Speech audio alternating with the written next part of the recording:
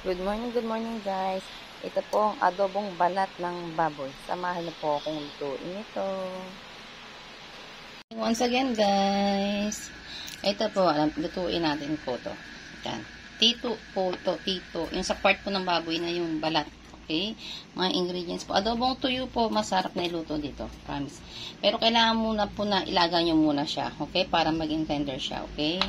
Madaling maluto. Okay, mga ingredients, bawang, sibuyas, sili, guys, dahon ng laurel, ano to, oyster sauce, Worcester sauce, soy sauce, and suka. Tsaka, syempre, yung balat ng baboy. Okay? Umpisahan na natin, guys, ang pagluluto.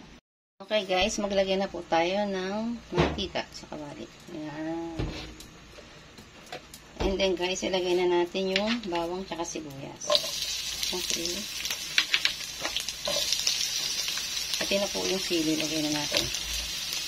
Antayin lang natin guys na maluto yung bawang sa sibuyas at saka yung sili ha. Bago natin isunod tong balat ng baboy. Ngayon guys, luto na po yung bawang, sibuyas at saka yung sili. Ilagay na po natin tong balat ng baboy. Yan. Ilagay po natin tong dahon ng laurel. A little bit of sugar. Paminta powder, soy sauce, tansya-tansya lang muna guys ha, Worcester sauce, yan, lagyan na natin lahat, oyster sauce, yung suka, mamaya na yun guys, pag nahalo na natin. Ngayon guys, maglagay tayo ng konting suka, so konti lang. Okay guys. Mamaya natin haluin yan ha. Lagay lang, iwan muna natin siyang ganyan. Ngayon guys, maglagay tayo ng konting water. Okay? And then, antay lang natin talaga siya na mag-tender ng tuluyan. Okay guys?